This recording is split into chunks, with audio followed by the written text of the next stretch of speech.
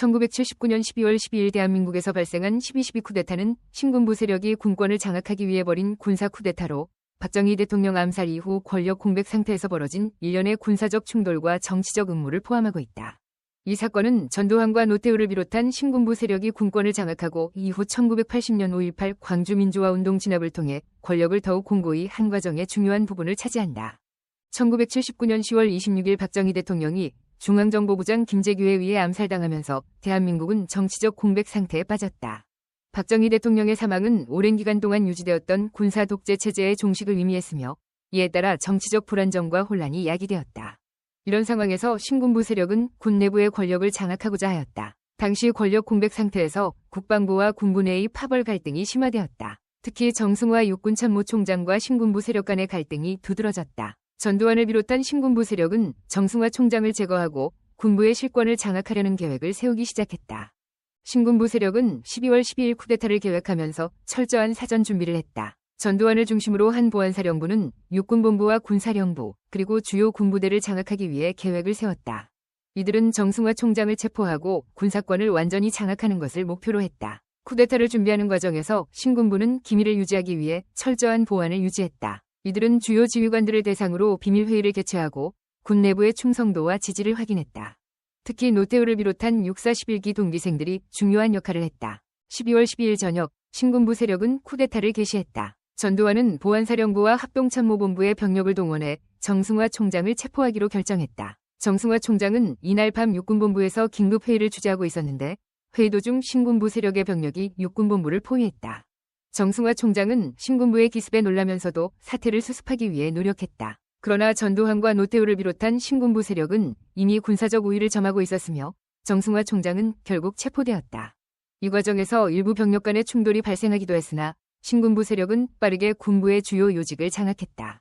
정승화 총장의 체포 이후 신군부 세력은 군사적 장악을 본격화했다. 이들은 육군본부와 군사령부를 비롯한 주요 군사시설을 신속히 장악하고 군 내부의 반대 세력을 제거하거나 통제했다. 이를 통해 신군부는 군 내부에서의 실질적인 권력을 장악하게 되었다. 이 과정에서 전두환을 비롯한 신군부 지도부는 자신들의 권력을 강화하기 위해 충성스러운 인물들을 주요 요직에 배치했다. 노태우를 비롯한 육사 11기 동기생들은 이러한 과정에서 중요한 역할을 하였다. 이들은 군사적 장악뿐만 아니라 정치적 영향력을 확대하기 위해 노력했다. 12.12 쿠데타 이후 대한민국의 정치적 상황은 급변했다. 신군부 세력은 군사적 장악을 바탕으로 정치적 권력을 강화하기 위해 다양한 조치를 취했다. 이들은 최규하 대통령을 사실상 허수아비로 만들고 군사정권의 기반을 다지기 위해 여러 정치적 조치를 단행했다. 특히 전두환은 국가보위비상대책위원회를 설립하고 이를 통해 군사정권의 기틀을 마련했다. 국가보위비상대책위원회는 사실상 정부의 모든 주요 결정을 내리는 기관으로서 신군부 세력의 권력을 강화하는 데 기여했다. 이를 통해 신군부 세력은 군사적 장악을 정치적 권력으로 전환하는 데 성공했다. 12.12 쿠데타를 통해 군사적, 정치적 권력을 장악한 신군부 세력은 1980년 5.18 광주민주화운동을 무력으로 진압했다. 이는 군사정권에 대한 국민적 반발을 불러일으켰으나 신군부는 이를 통해 권력을 더욱 공고히 했다. 광주민주화운동의 진압 과정에서 수많은 시민들이 희생되었으며 이는 이후 대한민국 현대사에 깊은 상처를 남겼다. 광주민주화운동 이후 전두환은 대통령에 취임하고 본격적으로 군사정권을 운영하기 시작했다. 이는 대한민국의 민주화운동에 큰 장애물이 되었으나 결국 1987년 6월 항쟁을 통해 군사정권은 막을 내리게 되었다. 12.12 쿠데타는 대한민국 현대사에서 중요한 전환점 중 하나였다. 이는 군부 세력이 정치적 권력을 장악하고 유지하기 위해 벌인 일련의 군사적, 정치적 음모와 충돌을 보여준다. 전두환과 노태우를 비롯한 신군부 세력은 쿠데타를 통해 권력을 장악하고 이를 바탕으로 군사정권을 운영했다.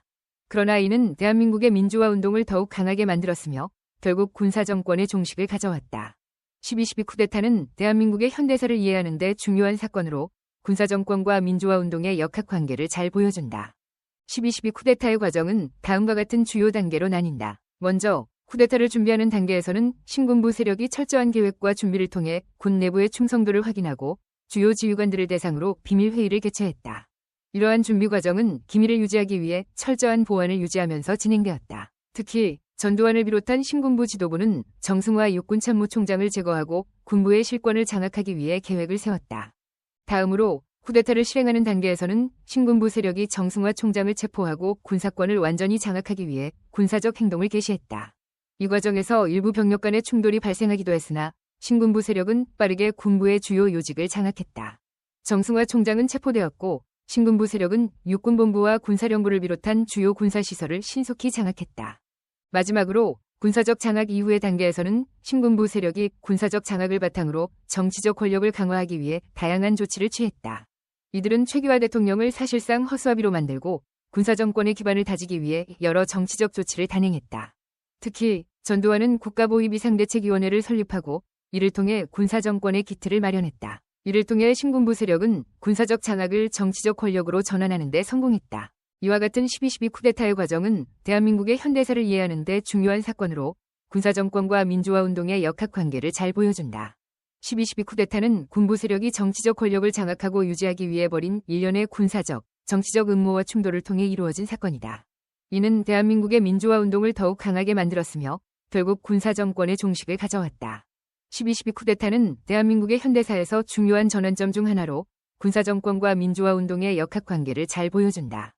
12.12 쿠데타의 과정은 대한민국의 정치적, 군사적 역사에서 중요한 사건으로 군사정권의 성립과 민주화운동의 발전을 이해하는 데 필수적인 부분이다. 이 사건은 군부 세력이 정치적 권력을 장악하고 유지하기 위해 벌인 일련의 군사적, 정치적 음모와 충돌을 통해 이루어진 것이다. 전두환과 노태우를 비롯한 신군부 세력은 쿠데타를 통해 권력을 장악하고 이를 바탕으로 군사정권을 운영했다. 그러나 이는 대한민국의 민주화운동을 더욱 강하게 만들었으며 결국 군사정권의 종식을 가져왔다. 12.12 쿠데타는 대한민국의 현대사에서 중요한 전환점 중 하나로 군사정권과 민주화운동의 역학관계를 잘 보여준다. 이 사건을 통해 대한민국은 군사적 권력 장악과 정치적 변동, 그리고 이에 대응하는 국민적 저항의 과정을 경험하게 되었고 이는 이후의 정치적 발전과 민주화운동의 중요한 밑거름이 되었다. 12.12 쿠데타의 교훈은 군사 권력이 민주적 절차와 국민의 뜻을 무시할 때 어떤 결과를 초래하는지를 잘 보여주며 민주주의의 가치를 더욱 소중히 여기는 계기가 되었다. 쿠데타 이후의 혼란과 군사정권의 강압적 통치는 많은 희생을 낳았지만 이는 동시에 민주화를 향한 국민의 열망을 더욱 강하게 만들었다. 이러한 역사적 사건들은 현재의 대한민국이 민주주의를 지키고 발전시키는 데 중요한 밑거름이 되었으며 국민들이 민주적 가치를 수호하기 위해 끊임없이 노력해야 함을 일깨워주고 있다. 결론적으로 12.12 쿠데타는 군부의 정치적 개입과 그로 인한 권력 장악의 과정을 통해 대한민국의 민주주의가 어떻게 시련을 겪고 성장해왔는지를 보여주는 중요한 사건이다.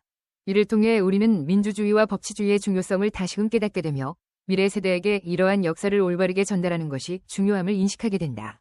12.12 쿠데타의 역사는 민주주의를 향한 대한민국의 끊임없는 여정의 한 부분으로 이를 통해 얻어진 교훈은 오늘날에도 여전히 중요한 의미를 지니고 있다.